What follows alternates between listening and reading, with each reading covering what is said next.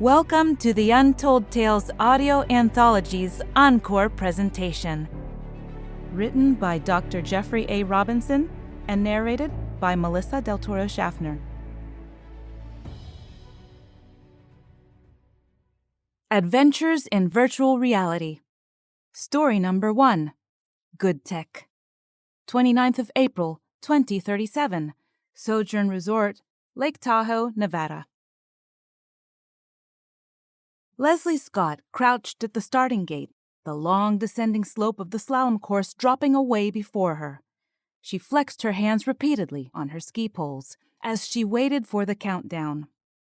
The sound of the crowd around her diminished as they also awaited for the final Olympic qualifying race to begin. The pole of lights to her right front suddenly lit up with an accompanying chime. Then the red lights began to go out in sequence, starting at the top. She counted them as they winked off. 5, 4, 3, yellow, green. A loud buzzer sounded, and she shot out of the gate. Shoving off with her ski poles, she flew forward on her skis. She repeatedly dug her ski poles into the snow to build up her speed. She leaned into the first gate, barely missing the flag, and immediately cut off, angling toward the second gate. With perfect precision, she navigated her way past the third and fourth gates as well. But she turned a little wide while coming out of the fifth and saw in front of her 2 small mounds of snow, one immediately behind the other. She bent her knees to absorb the shock, but was too late and hit the first mogul too hard. Instead of using it to cut her momentum and turn her to the left, she hit the second mound head-on and took off like she'd hit a ramp. Skis no longer in contact with the ground, she was helpless to stop her trajectory. Extending her legs, she managed to barely touch the snow beneath her, but lost her balance and started to tumble in the air.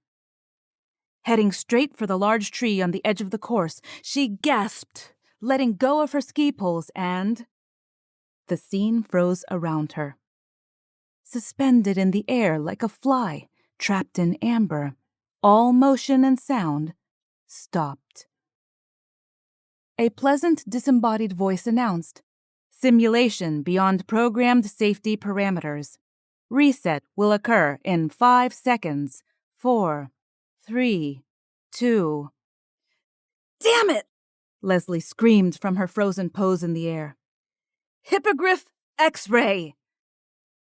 As soon as she shouted her key phrase, she found herself in a standing position wearing a standard VR sensory suit. The illusion of the skis and poles were gone, and she could once again feel the heavy helmet and electronic harness she was wearing. The scene faded slowly to black as a figure slowly appeared in front of her.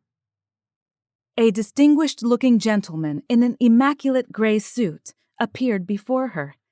With his hands folded politely in front of him, he smiled and inquired, "Yes, Miss Scott, how may I be of assistance?" She couldn't tell if the figure was the image of a real person or another simulation. He stood, calmly waiting for a reply, and she decided that he had to be an artificial character. No one could wear a suit like that so perfectly. There wasn't the slightest wrinkle in it. He looked too perfect and flawless in his manservant role. "Damn it!" she said again, wishing she had a real ski pole to throw. "Why does this damned computer keep stopping the program? This is the 3rd time in the last 4 runs that it's done that. I'm not going to pay for any of this if it happens again." The butler-like figure apologized with the greatest patience. "I am sorry, Miss Scott, but we tried to warn you. You specifically stipulated, despite our recommendations, that you wanted the strictest possible adherence to actual physical laws for these simulations. I assure you that the program is working perfectly. Perhaps you would like to reconsider relaxing some of the physical constraints on the program? It's a very common practice, and it does make the simulation far easier to control. On the other hand, you could simply try one of the easier downhill scenarios if you insist on maintaining absolute reality limits." No! It has to be this run. This is the course that I won 3 years ago. during the 2034 Olympic trials. The attendant remained motionless, waiting for instructions. Leslie bit her lip, weighing her alternatives. All right then, go ahead and relax some of the parameters. But if this program interrupts again, I'm not only going to withhold payment, I'm going to sue. Thank you, ma'am, the manservant said, and as he stepped back, he gestured in front of her. If you would be so kind, he said, leaving his request unfinished. Slowly, words appeared before her in bright gold letters suspended in the air. She sighed and read them aloud. I, Leslie Warren Scott, do hereby authorize Sojourn Enterprises to relax the physical parameters of this simulation and modify my original contracts and agreements accordingly. I waive all requirements for maximum reality modeling for this and subsequent simulations and will hold Sojourn Enterprises exempt from lack of realism that results. Thank you, Ms. Scott. The floating golden letters slowly faded away. When you are ready to proceed, please recite your access phrase to begin. The figure in gray faded from sight. Leslie breathed deeply and shouted, Hippogriff X-ray!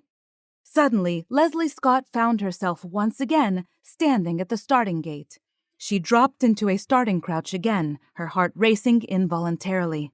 Glancing at her opponent to her left, she nervously flexed and relaxed her grip on her ski poles that she dug firmly into the snow in front of her. Once again, the pole of lights to her right front lit up with a loud chiming tone. Again, the red lights blinked off in sequence, and she silently counted once more. 5, 4, 3, 2, go! As the buzzer sounded, she pushed herself out of the gate with her poles.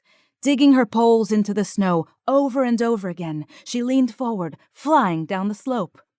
As she cleared the first gate, she leaned back to catch the second, and successfully threaded her way through gates 3 and 4. As she came out of the 5th gate, she again saw the small but treacherous moguls of snow before her.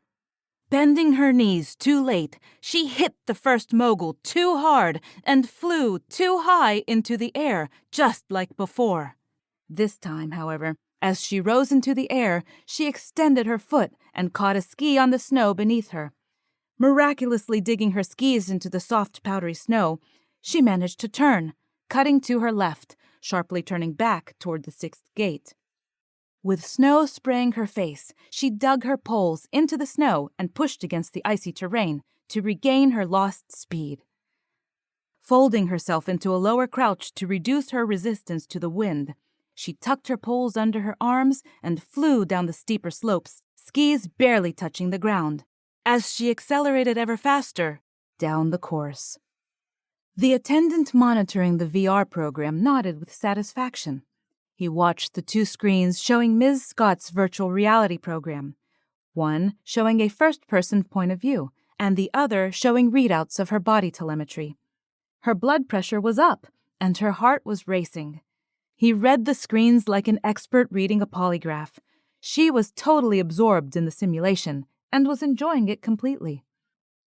How are the others coming, Jerry? He asked the other attendant. Fine, Steve. No problems with any of them. Mrs. Jenkins over in VR Module 3 was overexerting herself a bit, but the program adjusted itself accordingly. Steve nodded. The only problems that they ever had with these simulators were with the people that insisted on absolute realism. Sojourn Enterprises was one of the few companies that actually kept its word when such stipulations were made. It had built its reputation on that realism. In this case, reducing gravity to 0.95 of normal and slowing down time by a mere 1.5% was sufficient for Ms. Scott to successfully complete the daunting slalom course she had selected. Glancing again at her program monitor, he hit a key to pull up her customer status page. He thought, not bad for a lady of 46 subjective years. He calculated in his head quickly. Let's see. If she'd been, say, 25 when she ran this course back in 37, Then she must have spent at least 18 subjective years in fast fields during the last 3 real-time years. That was a pretty heavy-duty cycle. Since the flow of time inside the fast fields was accelerated, she had aged more than a decade doing technical work of some sort inside one of those time-field factories. Of course, in the 3 or so years she'd spent inside those facilities, she had also earned decades of exorbitantly high salaries. Now that she was out and back in real time, she was one of the newly rich, and she'd probably retire early. Now, with time and money to spare, she was spending her wages catching up on all the life she'd missed while in a fast field. Typical, he thought, burning themselves out in fast time to make a quick buck, and then spending it all trying to regain what they'd lost. At $1,000 an hour, this type of recreation wasn't cheap. Of course, the time field companies that operated the many fast field working facilities had anticipated this particular consequence of their fast field manufacturing. They had planned ahead and had created an entire chain of entertainment-related businesses.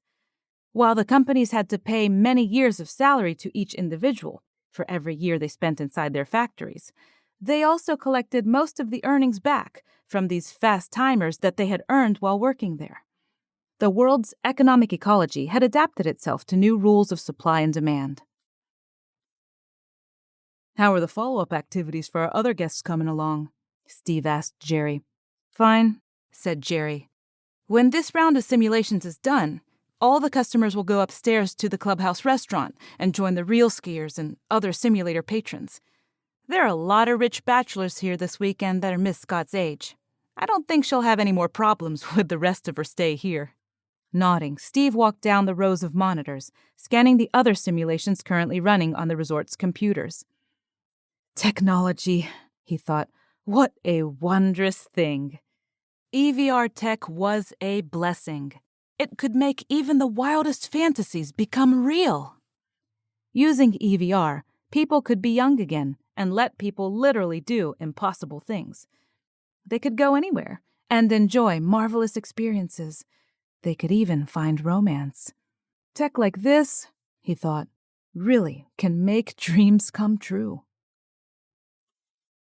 Story number 2, Bad Tech, 5th of May, 2037, Chicago, Illinois, North Side.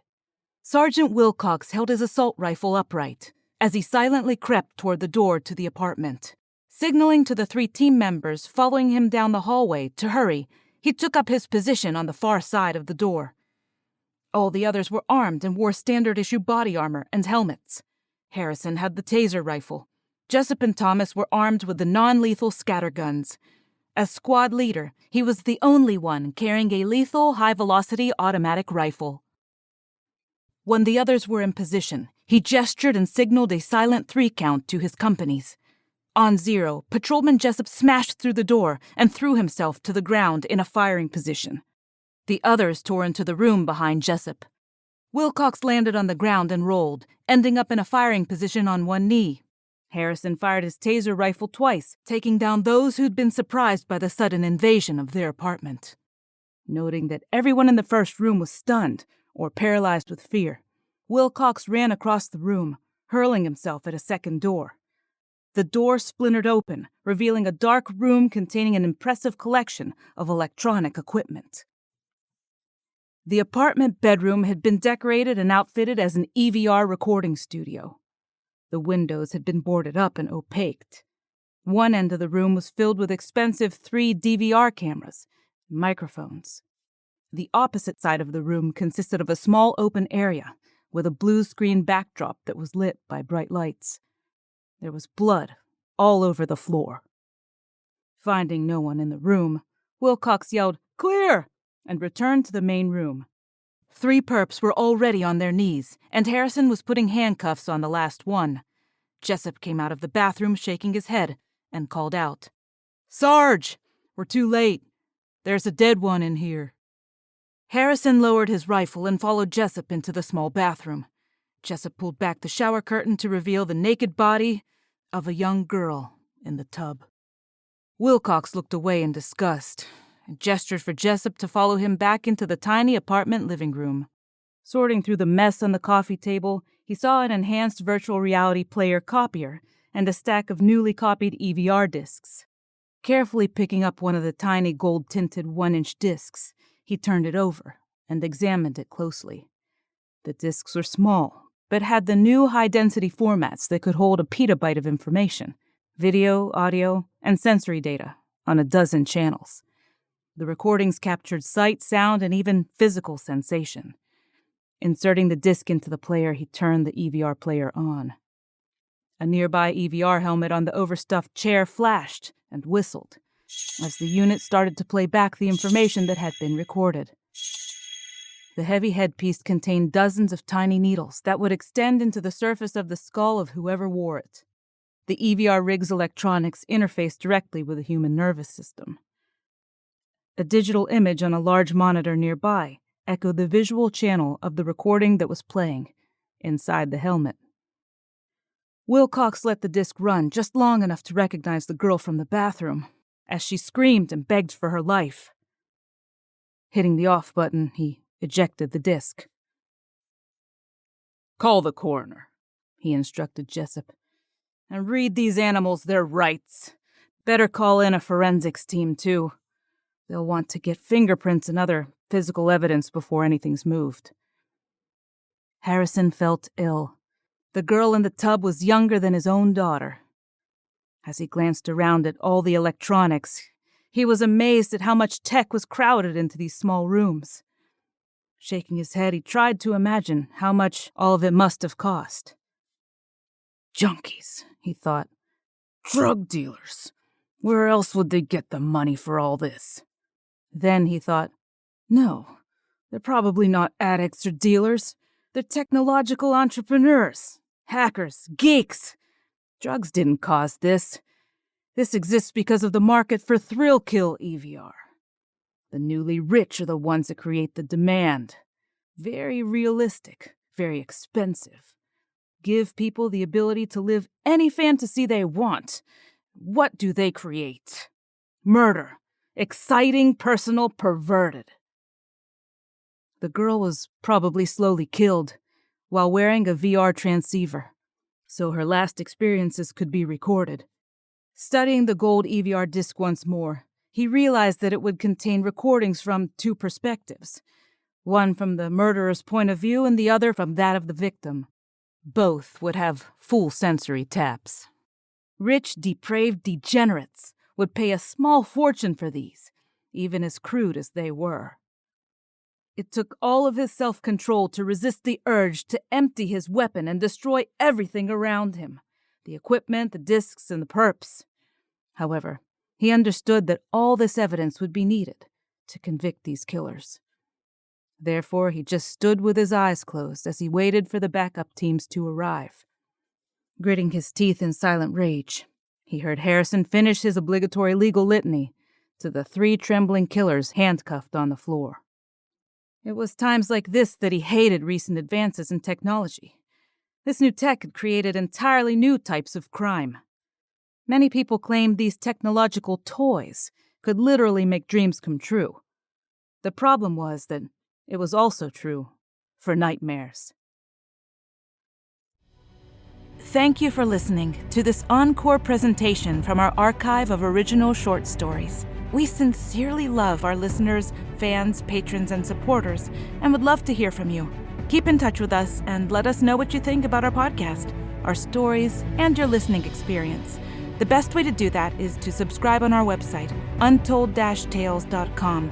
That's untold-tales.com. We want to make sure that we are creating stories and an experience that you're enjoying.